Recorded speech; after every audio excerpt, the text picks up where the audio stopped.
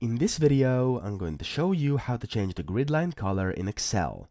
So, in case you're wondering what the grid line colors are, as you can see, this is the default kind of Excel document, and between these cells, there are these gray lines, okay? So these kind of gray lines over here, you can change, and they're called grid line, kind of grid lines, okay?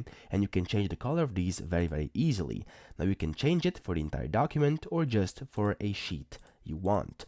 Now, the way you can do this is by going to File up here, going to the very bottom left where it says Options, click on it, and in the middle you want to look for Advanced. Click Advanced, and then scroll down to the very bottom, and scroll up a little bit until you see Display Options for this worksheet. Then you want to select the sheet you would like to apply this to. So, as you can see, inside the book 1, so the document 1 I have, you can select either sheet 1 or sheet 2. Unfortunately, there's no way to select the entire document, so if you want to apply this to all your sheets, you would have to do it for every single sheet manually. So press 1, do it, then 2, do it, etc. Okay? Now, what you then want to do is go down here to the bottom where it says Grid Line Color. Click this, and you'll be able to select a color from the list. So let's say I want to have this in light, in kind of in turquoise color, so light blue.